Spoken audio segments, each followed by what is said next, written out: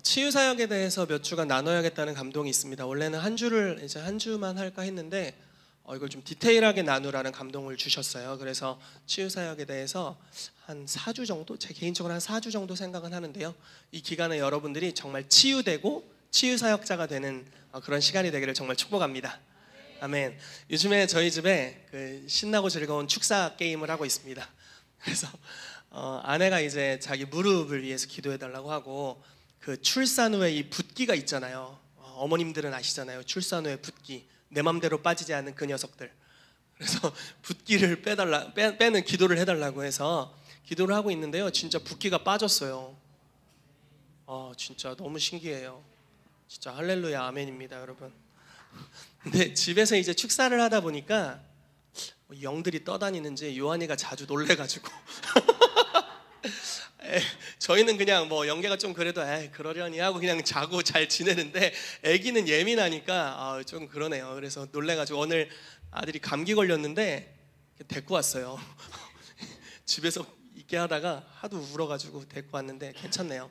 여러분 보실 때마다 콧물 축사 같은 거 좀 해주시고요. 여기 맨날 여기 콧물 이렇게 달려 있거든요. 콧물 위해서 기도도 해주시고 놀라지 않도록 기도 좀 부탁드립니다. 오늘 치유에 대한 이야기를 좀 하려고 합니다. 치유 사역의 당위성이란 주제로 나눌 텐데요. 저희 가정에 어렸을 때부터 하나님 주신 많은 치유의 역사들이 있어요. 이제 제가 경험한 치유는 저희 어머님의 서원으로부터 비롯되었습니다.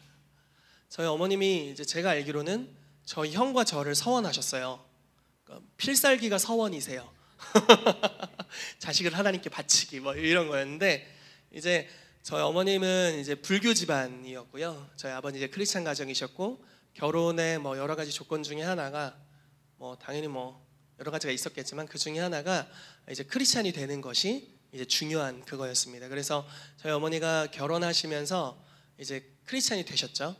그리고 이제 잘 지내고 있는데, 저희 형이 이제 1살 터울 형이 있어요. 1살 많은. 형이 5살 때 저희 아버지가 이제 운영하시는 공장에서 2층에서 떨어졌어요. 그래가지고 이제 공장 철근 같은 걸 다루는 곳이었거든요. 이렇게 뾰족한 것들을 이제 다루는 곳이었는데, 그 뾰족한 부분에 떨어졌습니다. 그래서 이마가 완전 함몰됐어요. 한쪽 부분이 완전히 뼈가 으스러지고 함몰이 됐어요. 그래서 이제 대학병원에 급하게 실려갔고 수술을 받았는데 수술이 잘 됐습니다.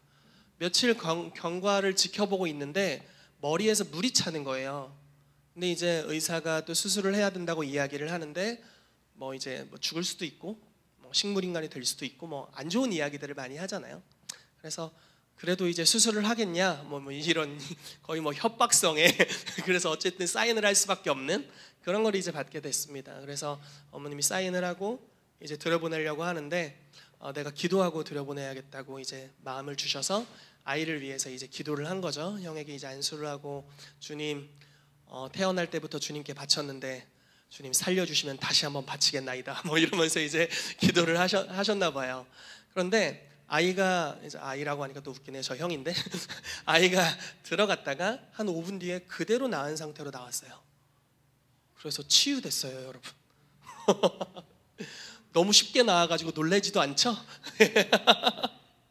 그래서 그렇게 저희 집안이 진짜 경사였죠. 그리고 그 당시에 이제 구세군, 이제 저희 어머니 아버지 구세군 다니시고 계셨는데, 구세군 교회에서 진짜 큰 하나님의 역사를 이제 간증하는 시간이 됐습니다. 또 제가 4살 정도 때 이제 천식에 걸렸는데요. 저희 집이 대전역 근처에 있었어요. 그러니까 맨날 그 당시에 시위하고 난리도 아니었잖아요. 막 체류탄 가스 같은 거 던지고 집에 가다가 맨날 칼락칼락 이랬던 기억이 있거든요. 근데 이제 그때 제가 천식에 걸렸어요. 그래서 숨이 내쉬지만 이게 내쉬지가 않는, 들여쉬기만 하는 이런 상태 이런 상태에 이제 빠져가지고 굉장히 얼굴이 새파래지고 이랬던 시간이 있었습니다. 근데 저희 어머니께서 또 필살기를 사용하셨죠. 주여, 태어날 때도 주님께 갖다 바쳤는데 다시 바치겠나이다. 살려주시옵소서. 그리고 나서 제 천식이 완전히 치유됐어요. 한 번은 이제 감기가 심하게 걸려서 병원에 갔거든요. 병원에 가서 이제 진료를 받고 이러고 있는데 의사 선생님한테 이렇게 두런두런 얘기를 하다가 저 어렸을 때 천식이었습니다 그랬더니 거짓말 치지 말라는 거예요. 왜냐면 천식 환자들은 이렇게 뭔가 흔적이 있대요. 뭔가 요소가 있나 봐요. 그런데 너는 그게 없다고. 그래서 하나님 완전히 치유하셨구나 라는 것을 제가 경험할 수 있었습니다. 그래서 치유라는 것이 이 치유라는 하나님의 은사가 있다라는 것이 저희 가정에게 있어서 얼마나 중요한 것이었는지를 제가 요즘 많이 느끼고 있고요. 또 양결 목사님께서 또 교회 학교장님들이 다녀갔다 가시면서 그 치유 사역에 제가 꽂혔어요. 원래 치유와 축사는 우리 상필 집사님이랑 우리 천경화 집사님에게만 맡기면 되는 거구나. 그러니까 나는 예언이나 주구장창하고 설교를 열심히 해야겠다. 불과 보혈 마시고 들어가는 저쪽 분들 거고, 나는 정수리까지 열 필요는 없겠다 이렇게 생각했는데 요즘 마인드가 바뀌었습니다. 내가 기필코 정수리를 열어야겠구나. 불과 보혈을 마시고 집어넣어야겠구나. 원샷 해야겠구나. 이런 생각이 요즘 들기 시작하면서 하나님 나라 안에 있는 그 풍성한 유업이 저희 가정 가운데 요즘 임하고 있는 것을 느낍니다. 아내 무릎을 위해서 기도했는데 무릎이 정말 많이 좋아졌고요. 또 감기 치유를 위해 선포했는데 감기가 거의 몸살 기운처럼 가고 있었는데 거의 없어졌고요. 지금 이제 아들 놀라는 것만 괜찮아지면 됩니다. 여러분들이 많이 기도해 주시기를 부탁드립니다. 그리스도 안에서 한 가지의 유업을 얻는다는 것, 물론 많은 유업이 있잖아요. 하나의 유업을 얻기 위해서는 항상 원튼 원치 않든 영적 전쟁이 존재하는 것을 많이 느낍니다. 예를 들어 치유라는 유업을 하나 가지기 위해서도요, 굉장한 리스크가 있어요. 믿음으로 도전해야 하고, 뿐만 아니라 그것이 이루어지기까지의 갈등과 영적 전쟁이 존재합니다. 축사를 하는 데 있어서도 똑같은 것 같아요. 집에서 영들이 둥둥 떠다니는 것 같고 밖에 나갔다 들어왔더니 웬 집에 영들이 둥둥 떠다니는 것 같더라고요. 그래서 뭐야 이 연기에는 우리 집에 이러면서 또 기도했는데, 이런 리스크들이 존재하는데 하나의 은사가, 여러분, 예를 들어 성숙한 하나님의 사람들이 임파테이션을 하면 우리 가운데 이게 풀어지잖아요. 근데 그것이 정말 내 것이 되기까지는 치러야 되는 대가지불이 있다는 거예요.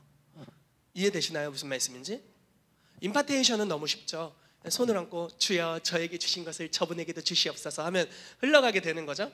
근데 그것이 진짜 그 사람의 삶에 임했던 분량만큼 내 삶에 풀어지기 위해서는 그 사람의 삶처럼 살아내야 되는 체질의 변화들이 필요하다라는 거죠. 동일한 믿음이 있어야 되고 동일한 삶의 방식으로 살아가야 되고. 무슨 말씀인지 이해가 되시죠? 예수님에게 임했던 기름 부으심을 원한다면 그분과 함께 고난받기를 택해야 하죠. 이게 로마서 8장 말씀입니다. 우리가 그와 함께 영광을 받기 위하여 고난도 함께 받아야 할 것이니라. 우리가 그분의 상속자라고 말하면서 그 말씀이 풀어지고 있거든요. 여러분, 그래서 그리스도 안에서 좋은 유업들이 많이 있어요. 근데 그것을 받기 위한 대가 지불을 꼭 하십시오. 그래서 여러분들의 것을 만들게 되시기를 정말 축복합니다. 저는 이 시즌에 이 축사, 불과 보혈 들어가를 제 것으로 삼기로 결정했습니다. 당분간 제 입에서 불과 보혈 들어가가 선포되더라도 여러분 너그러이 이해해 주시고, 정수리를 여러분들 자꾸 열려고 하더라고 이해해 주시고, 가끔 축사가 많이 일어나서 영들이 둥둥 떠다니더라도 좀 이해해 주시고, 하나의 유업이 이렇게 장착된다는 게 얼마나 귀한 선물인지 모릅니다. 그것이 정말 삶을 풍성하게 해주는 것 같아요. 그래서 이 시즌에 제가 모르겠어요. 지금은 한 4주 정도 생각을 하고 있거든요. 오늘은 치유 사역이 하나님의 뜻이다라는 부분에 대해서 나눌 거고요. 나머지 3주간은 어떻게 치유 사역을 하는지에 대한 구체적인 스킬들을 여러분들에게 좀 이야기해드리고 여러분들이 실제로 실습하는 시간들을 가지도록 하겠습니다.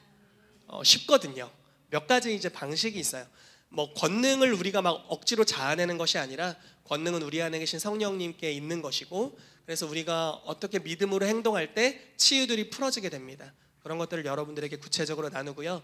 여러분들이 길거리에 나가서 정수리를 여는 축복이 있게 되기를 길거리에 나가셔서 병든 자에게 손을 얹고 치유하는 역사들이 있게 되기를 축복합니다.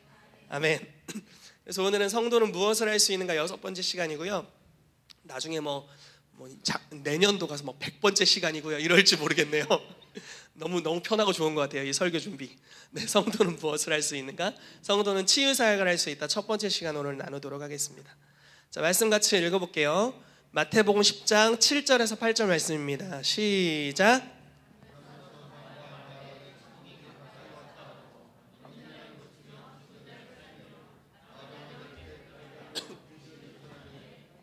거저 받았으니 거저 주라. 아멘. 아주 말씀이 너무 좋죠. 이렇게 살았으면 좋겠죠. 와, 진짜 가면서 천국이 가까이 왔다 이렇게 얘기하고 병든 자를 고치고 죽은 자를 살리고, 좋습니다. 나병한 자를 깨끗하게 하고 귀신을 쫓아내되 거저 받았으니 거저 줘라. 와, 거저 받았구나. 나무 뿌리를 뽑은 게 아니구나. 거저 받았대요, 여러분. 그래서 거저 줄 수 있습니다. 그래서 우리가 무엇을 받았는지를 이 시즌에 깨닫게 되기를 정말 축복해요.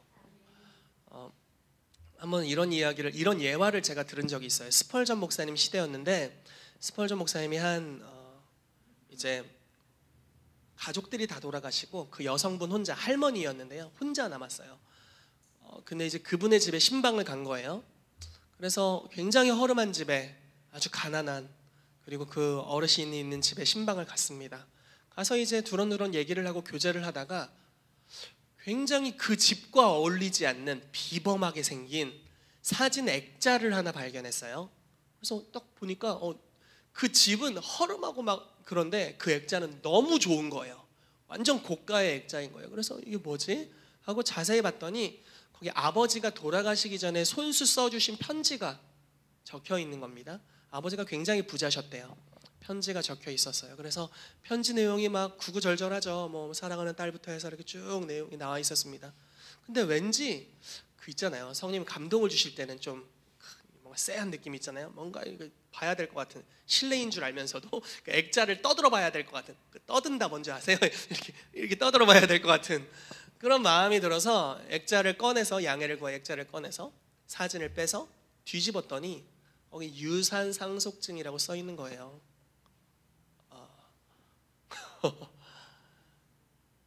그 어르신도 그날 발견했어요. 실화입니다, 실화. 그러니까 힘들 때마다 아빠가 써준 편지를 보면서 힘을 얻었지만, 정서적인 힘을 얻었죠. 그렇지만 사실 아버지는 그거보다 더 좋은 것을 많이 남겨주셨죠. 딸이 혼자 남을 것을 대비해서 모든 재산들, 평생 먹고 살 수 있는 재산들을 남겨주셨던 거예요. 근데 그것을 알지 못하고 어렵게 살았던 거죠. 그러면 어쩌면 우리가 성경을 대하는 자세가 이와 같을 수도 있습니다. 힘들죠. 마음이 어렵고 힘들면 성경을 보면서 요즘 참 쉽지 않다. 성경 장절을 넘기면서 요즘 어렵다. 이러면서 넘기죠. 그러나 성경 속에는 수많은 유산들이 있죠. 수많은 상속된 무기들이 있고요, 권능이 있고, 거기에는 이미 우리가 소유하고 있다고 말하고 있는 수많은 유업들이 있습니다.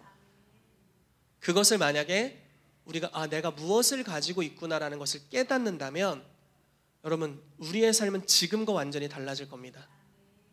다시 표현을 해볼게요. 계시라는 단어는 감추어진 것을 열어 보여주다라는 뜻이 있어요. 지식으로 말씀을 아는 것은 우리 가운데 실제가 되지 않습니다. 지식으로 들어온 말씀이 계시가 되어 깨달아져야 돼요. 깨달아지면 즉각적으로 영적인 세계에서 어떤 일이 일어나냐면 그것을 실제로 소유하게 됩니다. 마태복음 13장에 이런 말씀이 있어요. 천국에 서기관된 제자들은 옛 것과 새 것을 그 곳간에서 내어오는 집주인과 같으니라라는 말씀이 있습니다. 자, 우리들을 이야기하는 거죠. 여러분 다 천국에 서기관된 제자들이다라고 성경이 표현하고 있는 거예요. 뭐를 가져온다고요? 집주인의 곳간에서 옛 것과 새 것을 계속 가지고 올 수 있어요.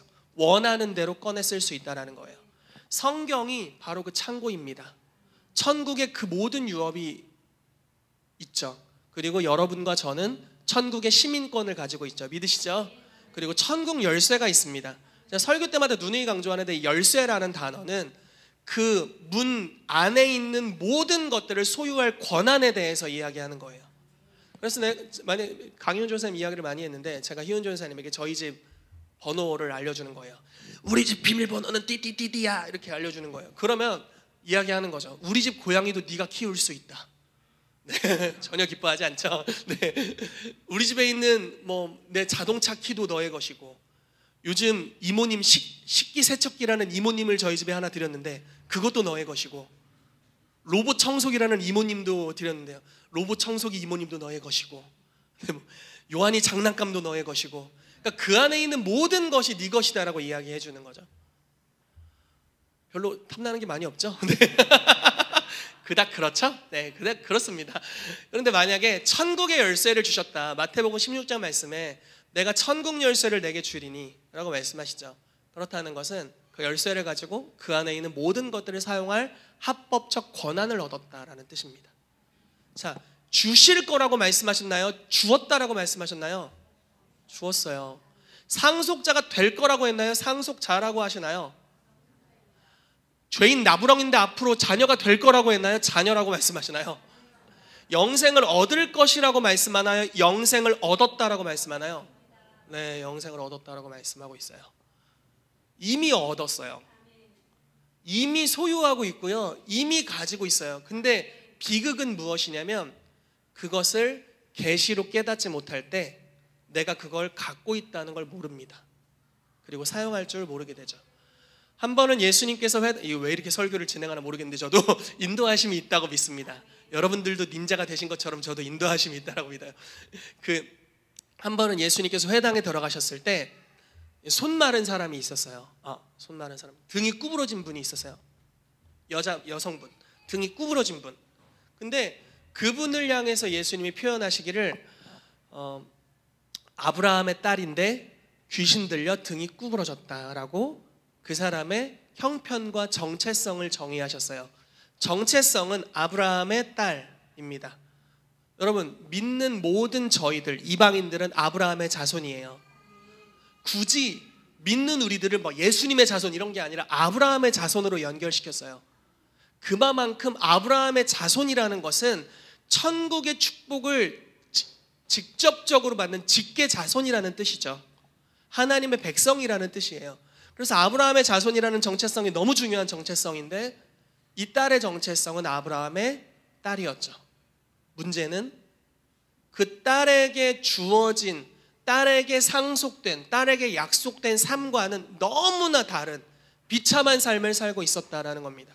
구부러졌고 병들었고 곧 죽게 될 것 같았고, 사람들이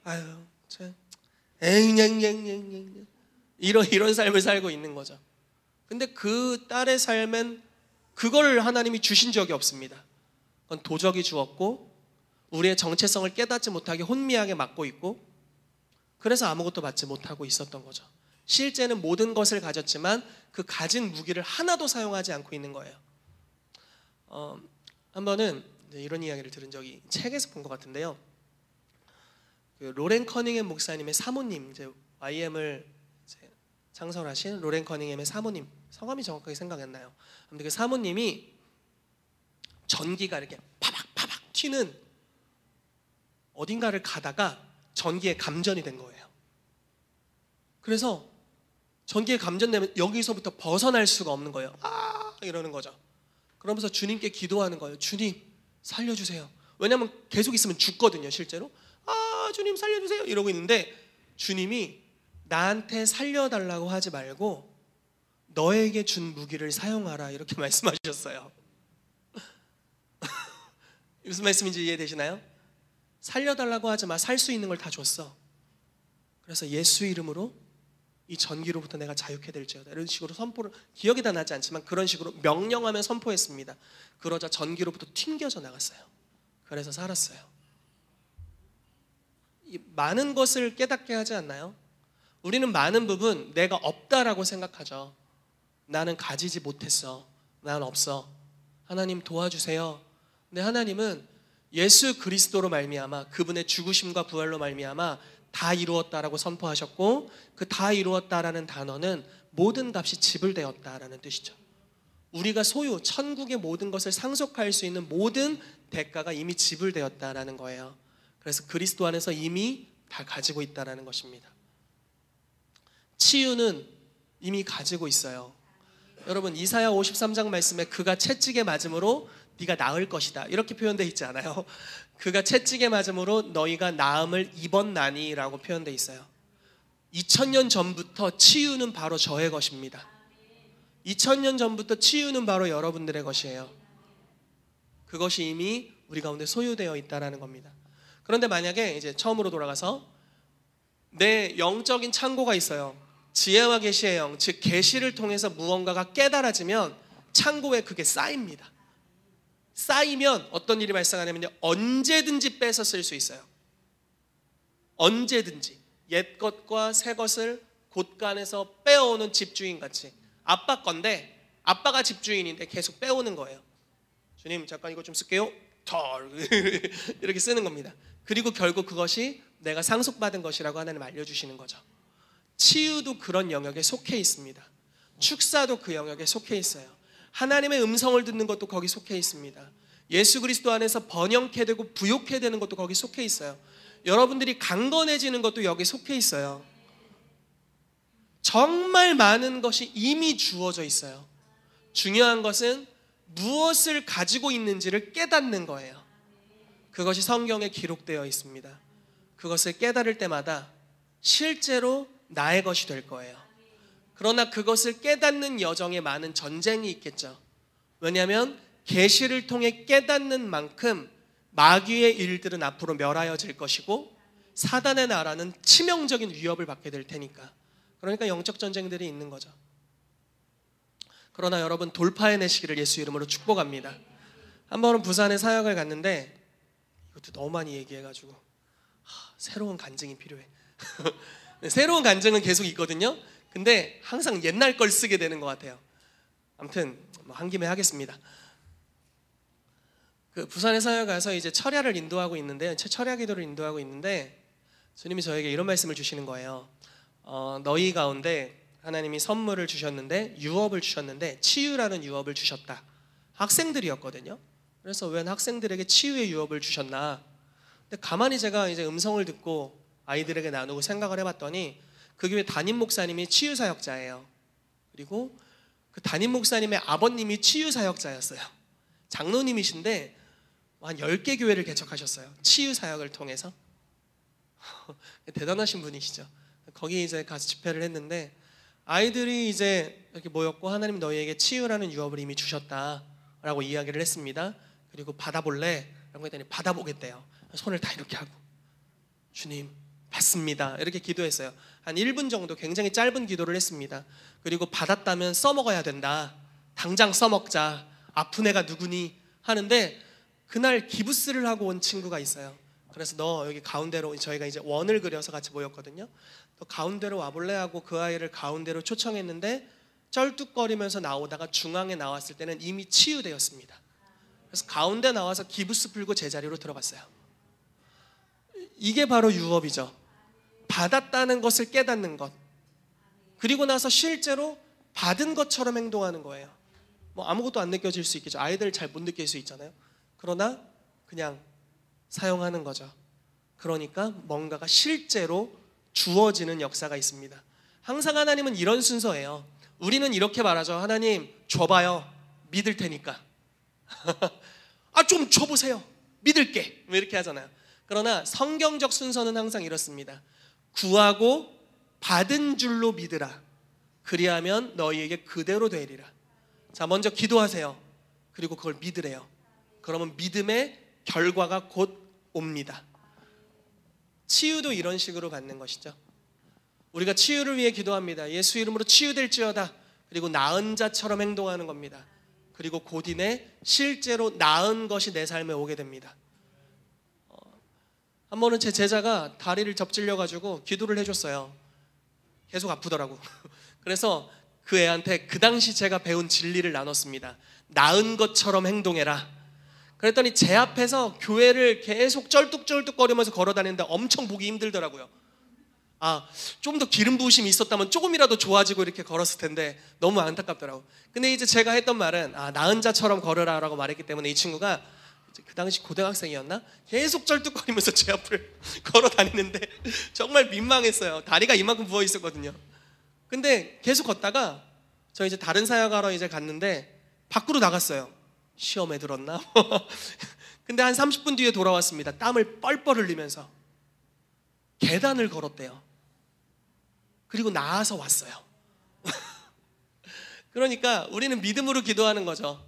그리고 치유된 것처럼 행동하라고 얘기해 주는 거예요. 치유가 결국 찾아오게 되었습니다. 치유라는 유업이 이미 저와 여러분들에게 속해 있습니다. 여러분, 이 시즌에 이것에 대한 계시가 임하게 되기를 축복합니다. 치유는 다른 사람이 하는 거야 라고 이렇게 하지 않게 되기를 정말 축복해요. 자, 우리 같이 고백할까요? 치유는 내 것이다. 아멘. 다시 한번 고백합시다. 치유는 내 것이다. 아멘. 아멘. 내 겁니다.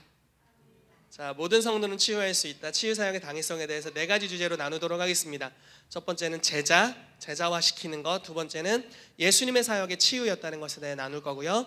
세 번째는 하나님이 치유하시는 본성을 가지고 있는 분이라고 나눌 거고요. 치유는 천국의 가치적인 표현이다라는 것을 나누도록 하겠습니다. 자, 말씀 같이 읽어볼게요. 시작. 마태복음 28장 18절에서 20절입니다. 시작. 예수께서 나와 말씀하여 이르시되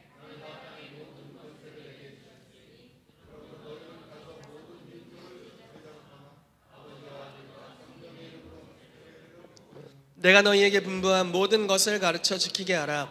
볼지어다 내가 세상 끝날까지 너희와 항상 함께 있으리라 하시니라. 아멘. 자, 이 노란색으로 표시된 거 보이시죠? 제자들에게 말씀하신 것은 모든 민족을 제자로 삼으라라고 말씀하셨고요. 그 제자 삼는 가르침이 무엇이냐? 내가 너희에게 분부한 모든 것입니다. 자, 예수님이 살아생전 가르치셨던 모든 것을 다 가르쳐 지키게 하래요. 그것이 바로 제자들에게 주신 네 제자 삼아라 라고 하는 제자와 사명이죠. 근데 여러분, 무엇을 가르치셨죠? 예수님 뭘 한번 얘기해 보시죠. 되게 많으니까 무엇을 말하든지 얻어 걸릴 거라고 믿어요, 여러분. 네, 한번 말씀해 보실래요? 뭘 가르치셨나요? 네, 사랑, 네, 사랑을 가르치셨죠. 원수도 사랑하라고 가르치셨고, 뭐 산상수훈의 여러 내용들 있죠. 복음을, 네, 천국 복음을 가르치셨죠. 여러 가지가 있죠. 정말 많죠. 오병이어도 보여주시고, 뭐 치유도, 네, 바로 오늘의 주제죠. 치유도 가르치셨죠. 예수님이 제자들을 12사도를 부르시잖아요. 이들을 부르신 이유가 성경에 몇 번 여러 가지가 기록되어 있어요. 그 중에 한 가지가 치유예요. 이들이 병도 고치고 귀신도 쫓아내고 뭐 이렇게 하기 위해서. 한번 볼까요? 자, 예수님이 가르치셨던 많은 내용 중에 한 가지입니다. 마태복음 10장 7절 8절, 오늘의 주제 성구와 같은 말씀인데요. 같이 읽어볼게요. 시작. 가면서 전파하여 말하되 천국이 가까이 왔다 하고 병든 자를 고치며 죽은 자를 살리며 나병한 자를 깨끗하게 하며 귀신을 쫓아내되 너희가 거저 받았으니 거저 주라. 아, 이거죠. 예수님이 가르쳐 주신 거죠. 어떻게 하는지를 먼저 보여주셨어요. 그리고 이제 어느 정도 시간이 됐을 때 둘씩 짝지어서 해봐라 이렇게 하셨죠. 여러분, 예수님이 12사도에게 가르친 게 제자화의 정수잖아요. 본질이죠. 뭐 성경 공부만 했나요? 자, 오늘은 챕터 1 성경 공부 아니죠. 이런 식이 아니었어요. 굉장히 체험적이었고 굉장히 이게 동적이었죠. 많이 움직이는, 함께 걸었고 함께 기적을 맛봤고, 그러니까 그분의 가르침이 지루할 수가 없었을 거예요. 왜냐면 가르친 게 실제로 계속 이루어지니까. 막 예수님이 마음이 아파, 얘네가 긍휼히 여겨져 하면 오병이어가 갑자기 일어나. 그러니까 무슨 일이 예수님에게 감동이 될 때마다 항상 기적이 일어나는 거예요. 가나의 혼인잔치 때는 내 때가 아직 이르지 아니하였나이다 이렇게 하시더니 갑자기 마리아가 막 이렇게 이것저것 조치를 하니까 막 돌 가져다가, 도랑아리 가져다가 그 물을 떠서 연회장에 갖다 주라 이랬더니 막 갑자기 그게 극상품의 포도주가 되죠. 그런 기적의 역사들. 그러니까 예수님의 제자들은 이렇게 모집되었을 때 성경 공부반이 아니었어요. 성경 공부반 8주간 우리 공부하겠습니다. 이런 게 아니었어요. 그 이상의 것이죠. 굉장히 걸어 다니면서 함께 다니면서 예수님 복음을 전파하면서 그 현장에 계속 있어요. 이걸 내가 왜 찍고 있지? 네, 그 현장에 계속 있어요. 현장에 제자들을 물론 이제 쉬는 시간에 제자들과 함께 시간을 보내고 중요한 것들을 말씀하시고 내가 십자가 못 박혀 죽을 거다 이런 것들을 말씀하셨지만 항상 현장을 데리고 다니세요. 그 현장이라는 것은 그냥 사람들 속에 기적이 필요한 사람들 속에 함께 하시죠. 무리 중에 들어가서 삭개오의 집에 같이 들어가시고 예를 들어 이런 거잖아요. 나병 환자가 주님께 나와서 주여 원하시면 나를 깨끗게 하실 수 있습니다. 그러면 제자들이 이렇게 보는 거예요. 예수님 뭐라고 하시나? 구약 시대는 안 된다고 했는데 예수님 뭐라고 하시나? 보는 거죠. 보면서 예수님이 한마디 한마디 하는 게 이들에게 다 진리이고 이들에게 다 가르침이고 앞으로 자기들이 그런 방식으로 해야 될 일이었어요. 내가 원하노니 깨끗함을 입으라 라고 선언하시죠. 현장에서 가늠하다 잡힌 여인이 있었을 때 12제자도 거기 있었을 거예요. 그래, 바리새인들이 하는 말이 맞을 수도 있어. 율법은 가늠하면 돌로 죽여버리라고 했는데 어떻게 해야 되지? 뭐 이렇게 자기도 막 돌을 이렇게 들었을 수도 있겠죠. 그런데 예수님께서 오히려 너희 중에 죄 없는 자가 돌로 치라라고 말씀하셨고 사람들이 떠나가자 나도 너를 정죄하지 않노니 평안히 가라. 가서 다시는 죄를 짓지 말라라고 권고하시죠.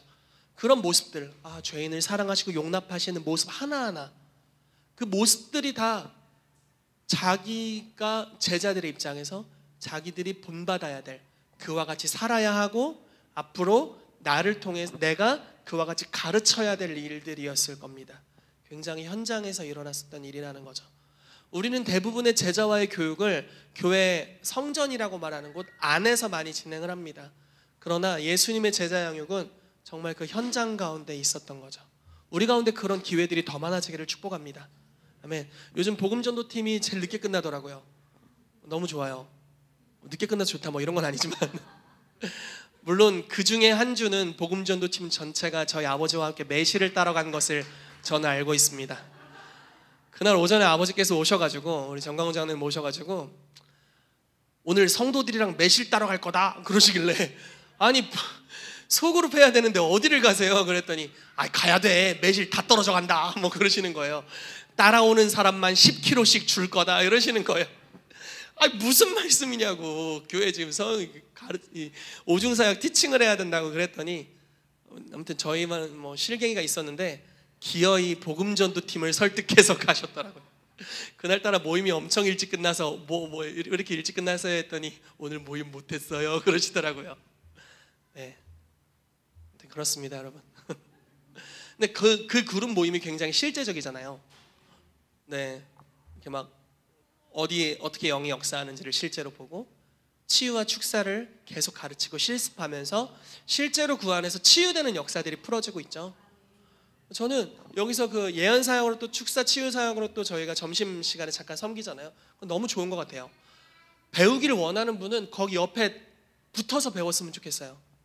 실제로 예언을 어떻게 하는지 현장에서 보는 거죠. 예언 티칭을 받을 뿐만 아니라 예언 사역하는 사람들이 예언을 어떤 방식으로 하는지, 이렇게 느껴졌을 때 어떤 단어를 채택해서 사용하는지, 이런 감동을 봤을 때 그걸 어떻게 표현해내는지, 이런 환상을 봤을 때 그걸 어떤 방식으로 해석하는지, 그리고 그걸 들은 사람들의 반응이 어떤지, 이런 것들을 가까이서 지켜보는 거죠. 그러면서 성령님이 이렇게 역사하시는구나, 나도 나중에 이렇게 해야지, 이렇게 생각하고 있는 거죠. 예수님께서 하셨던 제자 양육이 바로 이런 거였다고 믿습니다. 그분은 자기가 치유하셨고 자기가 귀신을 쫓아내셨고 너희도 그렇게 하라 라고 말씀하셨어요. 할 권능을 이미 주었다 라고 말씀하시죠. 거저 받았으니 거저 주라 라고 말씀하셨습니다. 자, 심지어 예수님께서는 요한복음 14장 12절에 맨날 나오는 말씀이죠. 내가 진실로 진실로 너희에게 이르노니 나를 믿는 자는 내가 하는 일을 그도 할 것이요. 자, 예수님은 자기가 하는 일을 다 보여줬어요. 제자들에게 다 가르쳐줬어요. 어떻게 하는지도 알려줬을 겁니다. 그리고 너도 할 수 있다, 너도 해라 라고 말씀하셨습니다. 이게 제자화죠. 치유는 제자 사명에 포함되어 있어요. 그래서 여러분, 저는 치유의 부르심이 아닌데요, 거짓말이에요. 물론 치유에 특화된 부르심이 있어요. 선지자로서 부르심 받은 사람이 또 있어요. 그러나 모든 성도는 예언해야 돼요. 그럼 우리 예언학교 다 이런 게 아니라 모든 성도는 다 예언해야 되고요. 치유로 특별히 부르심 받은 사람이 분명히 있습니다. 그러나 기본 세팅으로 다 치유 사역을 할 줄 아셔야 되고 하고 있어야 돼요. 아멘. 왜냐면 그게 기본적인 제자와의 사명이니까요. 그러므로 여러분들의 손에 다 성령의 그 치유하는 불이 있게 되기를 축복합니다. 막 불덩어리들 막 갈고리 막 뽑아내고, 제가 요즘 아들 콧물을 몇 번 뺐는데 잘 안 빠지더라고요. 요렇게만 빠져가지고 여기 달려있어. 더 많이 빼야 될 것 같은데. 그런 역사가 우리 가운데 있어야 됩니다. 치유가 장착되는 은혜가 있게 되기를 축복합니다. 이 시즌에 추구하시기를 바라요. 아멘. 자, 두 번째입니다. 예수님의 사역인데요. 여러분 말씀 같이 읽고 이야기를 나누겠습니다. 마태복음 11장 2절에서 6절입니다. 시작. 요한이 옥에서 그리스도께서 하신 일을 듣고 제자들을 보내어 예수께 여짜오되 오실 그 이가 당신이 오니이까 우리가 다른 일을 기다리오니이까.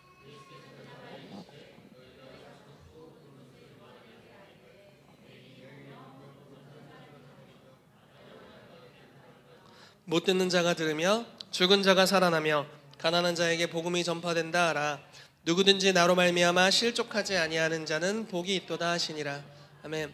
사람마다 신앙에 기복이 있기 마련입니다. 뭐 기복 신앙 이런 걸 이야기하는 게 아니라 신앙에 때로는 좋을 때가 있고 컨디션 좋을 때가 있고 때로는 컨디션 안 좋을 때가 있죠. 그런데 요한도 그럴 때가 있었던 것 같아요. 이 세례 요한도 감옥에 gat혔고 굉장히 어려운, 사실 죽기 직전입니다. 요한이 죽기 직전이에요. 그런데 요한은 이제 자기 평생에 자기의 부르심이라고 하나님 말씀하신 것이 주의 길을 예비하는 것이었죠. 그래서 광야에서 소리를 치면서 메뚜기와 석청을 먹고 약대 털옷을 입고 지내면서 거기서 계속 진리를 선포했습니다. 그리고 나서 그 결과가 감옥에 갇히는 거였죠. 그래서 이제 궁금한 거예요. 자기가 분명히 하나님의 어린 양이라고 소개했던 바로 그 메시아라고 믿는 그분이 정말 메시아인가? 아니면 내가 인생을 헛살았나? 잘못된 방향으로 갔나? 너무 두렵기도 하고 의심도 가고 어려움이 있는 거죠. 그런데 그러한 상황에서 요한이 이제 감옥에서 제자들을 보냅니다. 예수님께 보내는 거예요. 그러면서 마지막으로 확인을 하는 겁니다. 정말 당신입니까? 정말 당신입니까? 아니면 당신도 그냥 저와 같은 선지자입니까? 우리가 다른 사람을 함께 기다려야 됩니까? 이렇게 질문하는 거죠. 그때 예수님께서 소개를 하는 거예요. 내가 누군지를 소개하는 거예요. 자, 말하기가 되게 편하잖아요. 사실 질문이 참, 예수님도 돌려 말씀하세요. 예수께 여짜오되 오실 그이가 당신이오니이까. 그러면 예수님도 나이오니이다 이렇게 말씀하시면 되잖아요. 근데 그렇게 안 하시고 너 지금 한번 봐. 제자한테 얘기하는 거예요. 너 한번 봐라. 그리고 이 보고 듣는 것을 얘기해줘. 그러면서 소개를 하는 거예요. 뭐라고 소개하나요? 맹인이 보며 못 걷는 사람이 걸으며 나병 자가 깨끗함을 받으며 못 듣는 자가 들으며 죽은 자가 살아나며 가난한 자에게 복음이 전파된다. 그러니까 어떤 사람이 생명이 위급한 상황에서 자기의 인생의 그 영원의 시간을 결정하는 그 부르심을 어떻게 살아내는지가 너무 궁금하고 반드시 알아야겠는데, 그거에 대한 대답을 예수님 당신입니까? 라고 물어봤을 때 그 중요한 대답을 어떤 방식으로 했는지를 보는 겁니다. 자기를 소개해야 되잖아요. 예수님이 뭐 나다 이렇게 소개할 수도 있는 거고, 당신은 누굽니까? 당신은 뭐 하시는 분입니까? 저는 아침에 일어났다 아침밥을 먹고 점심에 점심밥을 먹고 저녁에 저녁밥을 먹는 사람입니다. 이렇게 소개할 수도 있는 건데, 그런 방식으로 소개하는 게 아니라 예수님도, 요한도 자기의 삶에 가장 중요한 질문을 하는 것이고, 그렇기 때문에 예수님도 그 중요함을 알기 때문에 자기의 사역과 삶의 가장 정수를 요한에게 알려줘야 되는 거죠. 오실 그이로서 그걸 알려줘야 되는 거예요. 근데 무엇을 알려주느냐죠. 맹인이 본다, 못 걷는 사람이 걷는다, 죽은 자가 살아난다, 나병한 자가 깨끗함을 입고 가난한 자에게 천국 복음이 전파되고 있다. 그리고 이걸 네가 요한에게 알려줘라. 나로 말미암아 실족하지 않는 자가 복이 있다. 이렇게 말씀하시는 거죠. 이게 바로 예수님의 사역이었고 예수님의 메시아됨이었습니다. 여러분, 요한복음 14장 12절 나를 믿는 자는 내가 하는 일을 한다. 도대체 뭘 합니까? 무엇을 해야 됩니까? 단순한 도덕적인 선함만을 나타내는 건가요? 원수를 사랑하라고 했지. 그래, 왼뺨을 맞으면 오른뺨을 돌려대라고 했어. 그래서 막 사람을 약 올려서 왼뺨을 때리게 어떻게든 하고 오른뺨을 딱 돌려대는 것, 이것이 내 사명인가요? 아니죠. 이런 차원의 것이 아니죠. 하나님의 나라가 권능으로 임하고 있는 것, 가난한 자에게 하나님의 나라를 선포하는 겁니다. 하나님의 나라는 결코 약하지 않죠. 하나님의 나라는 권능으로 임하는 나라입니다. 지혜와 지식으로 입증하는 것이 아니라 하나님의 나라는 권능으로 입증되는 나라죠. 병든 자가 실제로 낫게 되는 거예요. 예수님이 지금 그것이 자기의 사역이라고 말씀하고 있는 겁니다. 여러분, 예수님의 제자이세요? 아멘. 자, 제자면 예수님처럼 살게 되기를 축복합니다. 진짜 아멘이 아니라 진짜 그렇게 살게 되기를 축복해요. 네. 정말 치유를 하고 있게 되기를 정말 축복합니다. 권능이 있는데 써먹지 않으면 동일한 고난을 당합니다. 제가 그게 오늘 느꼈던 마음이었어요. 왕권을 주셨는데, 귀신을 내어 쫓을 수 있는 권세를 주셨는데, 권세가 있구나 하고 안 쫓아서 고생하는 게 많다. 때로는 마음에서 일어나는 혼란스러운 수만 가지의 마음들, 우울함들, 물론 뭐 위로가 필요하고 치유가 필요하겠죠. 그렇지만 많은 부분 귀신의 역사들도 있죠. 질병, 100%가 귀신이 하는 것은 아니지만 많은 부분 귀신이 역사하는 부분이 있습니다. 왕권을 주셔서 야, 떠나가, 이렇게 하면 갈 걸 왜 그렇게 고생하고 있었을까, 이런 생각이 드는, 이해되시죠? 무슨 말씀인지. 병을 고칠 수 있는 권능이 내 손아귀 위에 있어요. 이렇게 표현해도 좀 죄송한데 여기 있어요. 근데 막 머리 아파, 두통, 두통. 주님 말씀하시기를 얹어, 이렇게 말씀하시는 거예요. 요거를 안 해가지고 30일 동안 두통, 요것만 하면 1초 만에 낫는 건데 요거를 안 해가지고 요게 있다는 걸 깨닫지 못하고 요걸 사용하지 못해가지고 평생 우울증. 귀신을 쫓을 수 있는 권세가 있는데 우울증을 그냥 예수 이름으로 우울증 결박되라, 떠나, 이렇게 하면 되는데, 조금 잘 안 나가 그러면 불과 보혈 마셔 하면 되는데, 원샷 하면 그것들이 마시고 취해서 갈 건데, 이제 제발 떠나가게 해줘, 이렇게 할 건데, 그거를 안 해가지고 제가 40년 동안 우울증이에요 선생님, 그러지 않았으면 좋겠어요. 여러분, 이미 주신 것들을 사용할 수 있게 된다면 정말 우리 삶 많이 달라질 겁니다. 왜 이렇게 흥분을 하게 되는 건지. 여러분, 진짜 이런 표현은 좀 그렇지만 여러분들이 죽기 전에, 제가 죽기 전에 그리스도께서 주신 것들은 다 써먹어보고 돌아가셨으면 좋겠어요. 네. 한 번 이상씩은 다 써먹어 봅시다. 우리 진짜 성령님께서 우리 가운데 주신 상속받은 모든 것들을 잘 써먹고 가게 되시기를 축복해요. 저와 여러분들의 삶이 지금부터 훨씬 좋아질 겁니다. 그리고 그것만을 위한 게 아니죠. 이 땅이 지금부터 훨씬 더 좋아질 거예요. 하나님의 나라가 임하게 될 겁니다. 아멘.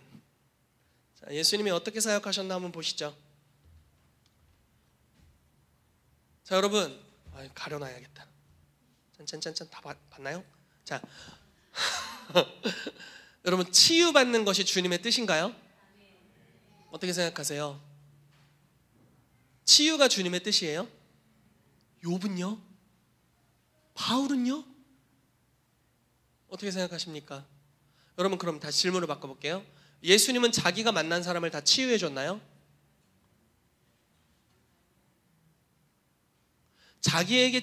질문을 바꿔볼게요. 자기에게 치유받기 위해 나온 사람을 다 고쳐줬나요? 네. 물론 만난 사람이 다 치유받지는 않았어요. 나중에 보면은. 그런데 자기에게 나오는 사람들은 다 고치셨던 것 같아요. 이겁니다. 결국은 훔쳐본 것 같아. 네. 자, 얼마나 많이 고치셨는지 봅시다. 예수께서 하시고 거기를 떠나가시니 많은 사람들이 많이 쫓는지라 예수께서 저희의 병을 얼마나 고치셨어요? 다 고쳤어요. 다 고치셨어요. 자, 예수께서 나오사 큰 무리를 보시고 불쌍히 여기사 그 중에 있는 병인을 고쳐주시니라. 그 중에 병든 사람을 다 고쳐줬어요. 이는 선지자 이사야로 하신 말씀에 우리 연약한 것을 친히 담당하시고 병을 짊어지셨도다. 자, 우리의 연약한 것을 담당하셨습니다. 다만 예수의 옷가에라도 손을 대게 하시기를 간구하니 손을 대는 자마다 일부 나음을 얻었더라. 아니죠. 다 나음을 얻었습니다. 예수께서 모든 성과 촌에 두루 다니사 저희 회당에서 가르치시며 천국 복음을 전파하시며 모든 병과 모든 약한 것을 고치시니라. 모두 고쳤습니다. 해질 무렵에 사람들이 온갖 병자들을 데리고 나오면 예수께서 일일이 하나하나 다 각기 다 그 위에 손을 얹으사 고치시니라고 나와 있습니다. 여러분, 때로는 우리가 치유 집회 같은 데를 찾아가죠. 오늘 내 머리통 아픈 것이 치유될 것인가 하고 하죠. 그러다가 첫날 집회를 참여했다가 쟤는 나섰는데 나는 안 나섰어. 약간 이런 느낌이 있을 때 있잖아요. 그런데 예수님께 나왔을 때는 그냥 다 고쳤고요. 소외되는 자가 없어요. 일일이 다. 일일이. 저물매 사람들이 귀신 들린 자를 많이 데리고 예수께 오고 오늘 예수께서 말씀으로 귀신들을 쫓아내시고 병든 자를 다 고치시니 온 무리가 예수를 만지려고 힘쓰니 이는 능력이 예수께로 나서 모든 사람을 낫게 함이러라. 하나님이 나사렛 예수에게 성령과 능력을 기름 부듯 하셨으며 저가 두루 다니시며 착한 일을 행하시고 마귀에게 눌린 모든 자를 다 고치셨으니 이는 하나님이 함께 하셨습니다. 아멘. 다 고치셨다. 참 신나네요. 여러분들도 다 고쳐지기를 축복합니다. 네, 다 고치셨다고 말씀하셨으니까요. 마태복음 9장 12절 말씀, 예수께서 들으시고 이르시되 건강한 자에게는 의사가 쓸데없고 병든 자에게라야 쓸데있느니라. 난 의사다라고 말씀하셨죠. 예수님의 사역입니다. 자, 여러분, 하나님은 이렇게 표현해보죠. 예수님은 하나님을 완전히 표현해내신 분입니다. 성경 속에서는 이해되지 않는 사건들도 있죠. 그리고 실제로 살다 보면 이해되지 않는 사건들도 많이 있습니다. 자, 예를 들어 볼게요. 아주 제 근래 삶에 일어났던 마음 아픈 일입니다. 성경에는 수많은 치유들이 기록되어 있죠. 예수님은 다 고쳤다고 말씀하시죠. 그러나 우리의 치유 사역은 좀 더 그 영역으로 가야 됩니다. 아직 다 고쳐지지가 않고 있어요. 근래 이제 제 조카가 1년 반 전에 이제 암으로 선고를 받았고 1년 정도 서울에서 치료를 했지만 이제 시한부다 6개월이다라는 선고를 받았고요. 그리고 대전으로 오게 됐고 제가 이제 한 2개월, 3개월 전부터 갔습니다. 가서 상황은 많이 안 좋아져 있는 상태였고요. 암이 이제 손에까지 이제 다 전이가 돼서 전신이 거의 한 손 빼놓고는 다 마비가 됐고요. 그런 상황에서 기도를 했죠. 기도할 때는 항상 믿음을 가지고 하죠. 그렇지만 결국 지난주에 이제 천국으로 가게 됐습니다. 감사한 것 중에 하나는 물론 이제 예수님을 영접했다는 것이 너무 감사하고 이제 고통이 없는 나라에 간다는 것은 너무 감사한 일이죠. 그렇지만 20대인 조카가 암으로 죽었다는 것은 결코 기뻐할 만한 일이 아니죠. 너무 마음이 안 좋았어요. 저는 제 아들이 병원만 가도 막 마음이 막 너무 아픈데 자식을 먼저 보내다니 이러려고 한 게 아닌데 눈물이 마음이 너무 아프죠. 이런 것들은 이제 이해가 안 되는 부분이죠. 주님, 왜 성경은 나섰는데 낫지 않습니까? 왜 그렇습니까? 이대로 접어야 되나? 옛날에는 그런 생각했거든요. 나는 불과 보혈은 내게 아닌가벼. 이대로 접어야 되나? 이런 생각이 들었는데, 그러나 제 기준은 항상 성경이고요. 제 기준은 항상 예수 그리스도입니다. 그 아이가 치유받는 게 여전히 전 주의 뜻이었다고 믿어요. 모든 사람이 치유받는 것이 주님의 뜻이라고 여전히 믿습니다. 그럼 그 아이는 어떻게 된 거냐? 모르겠다. 그렇지만 여전히 하나님이 치유하기를 기뻐하신다라고 믿는 거죠. 욥의 경우가 있었죠. 굉장히 질병으로 고통당했습니다. 흡사 하나님이 허락한 것처럼 느껴졌죠. 바울도 육체의 가시가 있었다고 얘기하는데 아마 질병이었을 가능성이 많습니다. 3번이나 떠나가게 해달라고 기도했죠. 근데 하나님이 고치지 않으시고 오히려 약한 것이 너의 강함이 됨이라라고 말씀하셨죠. 그러나 하나님의 뜻을 가장 잘 표현하신 분은, 물론 몇 가지의 예외가 있겠지만 하나님의 뜻을 가장 잘 표현하신 분은 예수 그리스도이십니다.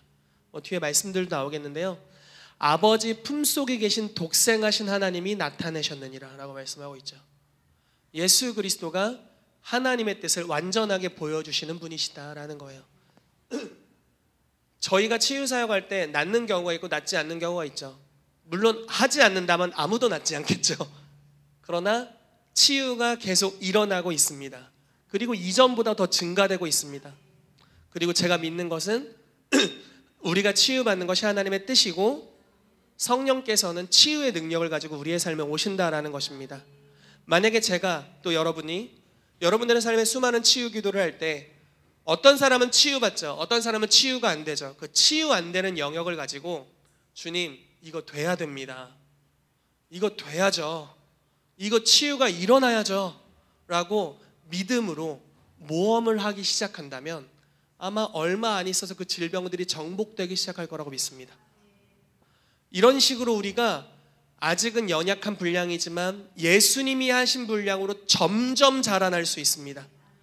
제가 이렇게 믿음의 아버지들을 한번 봤어요.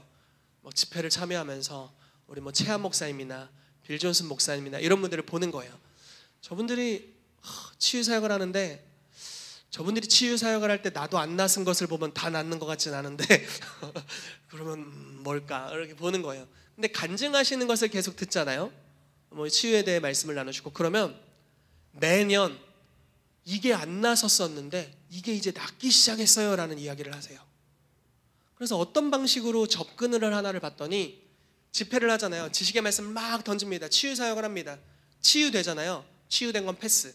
치유 안 된 병을 적어요.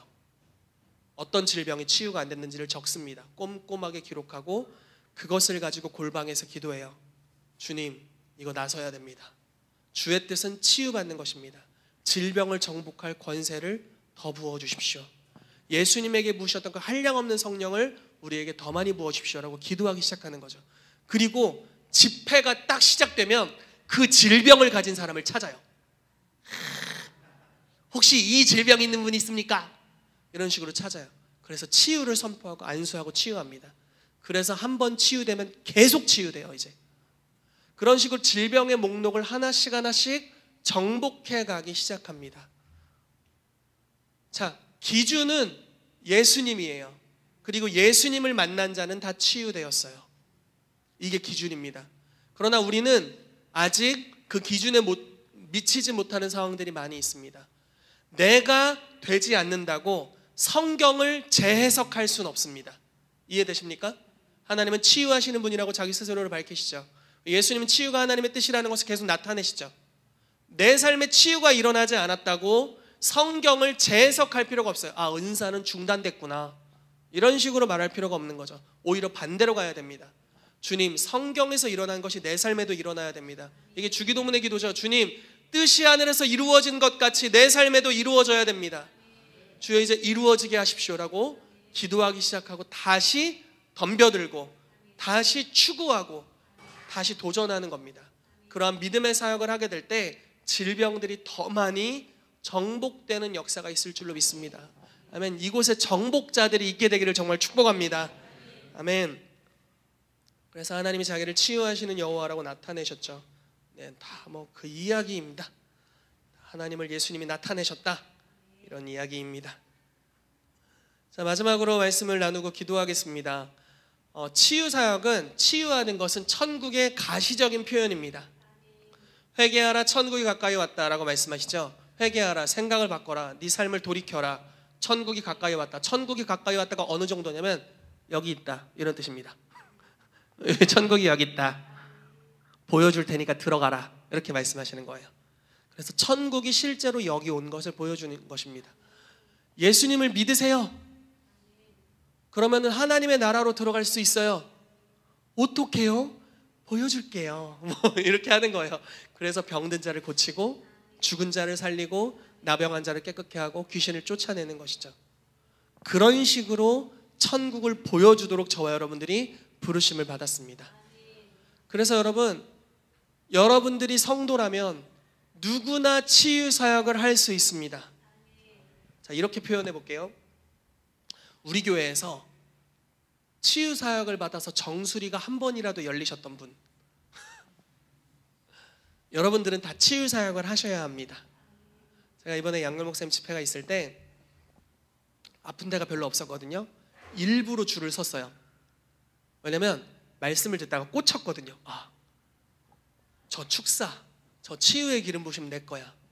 아픈 데가 없는데 그냥 줄 섰어요. 저쪽에 하루 서고 이쪽에 하루 서서 기도받았습니다. 막 아픈 데 만들어. 막 목이 요즘 컬컬해요. 막 이렇게. 제가 저쪽에 섰을 때 기도 제목은 목이 요즘 컬컬합니다. 자다가 헛기침을 합니다. 그래도 막 여러 가지 기도를 해주시더라고요. 굉장히 좋았어요. 그러면서 저는 주님 기름 부심을 땡깁니다. 기름 부심을 땡겨요. 치유와 축사의 기름 부심을 땡깁니다. 그래서 저기서 받았어요. 그리고 여기 왔을 때 제가 목이랑 어깨가, 요즘 목이랑 어깨 좀 많이 괜찮거든요. 근데 목이랑 어깨가 좀 안 좋았었어요. 그러니까 이제 막 이렇게 뽑아내면서 기도를 해주시더라고요. 기도 받고 너무 좋은 거예요. 그러면서 주님 기도를 받았으니 요건 내 겁니다. 요건 내 겁니다. 그리고 이제 그 양교 목사님이 이제 집회 끝나고 항상 그 설교 끝나고 항상 안수해 주시잖아요. 그때 이제 기도해 줄 때마다 주님, 내 겁니다, 내 겁니다, 내 겁니다. 계속 받았어요. 쭉쭉 빨아 당겼어요. 그리고 나서 기도를 하는데 손에 느껴지는 감각이 달라졌고요. 아내한테 요즘 안수를 계속 하는데요. 아내가 어지럽대요. 아내가 어지러운 게 그런 기쁜 소식은 아닌데 이제 기름 부으심 때문에 그렇구나, 이런 걸 이제 제가 느끼는 겁니다. 그리고 막 재밌어요. 이렇게 무릎에 손을 얹고 기도했더니 아픈 게 없어졌다가 또 생겼다가 막 왔다 갔다 하다가 그러더라고요. 여기 아팠다 저기 아팠다 그래요. 근데 이제 어떤 책에서 봤는데 질병에 대해서 치유를 선포했는데 아픈 게 왔다 갔다 하면 그건 스피릿으로 인한 거다. 영을 쫓아내면 된다, 이런 얘기를 하더라고요. 그래서 막 또 영을 묶고 쫓아내고 막 쇼를 하고 붓기 빠지라고 선포하고 살도 빠지라고 선포하고 막. 저희 아내가 붓기가 빠져서 너무 행복해합니다. 결혼 생활이 행복해지고 있어요. 여러분, 이 시간 축복하는 것은 치유가 여러분들에게 장착되기를 축복합니다. 여러분들이 이 시즌에 이거를 가져가세요. 여러분들에게 이미 주신 유업. 여러분들 주변에 아픈 사람 없나요? 혹시 당신이 아프신가요? 그렇다면 이것은 여러분을 위한 것입니다. 믿음으로 치유를 받게 되시기를 축복합니다.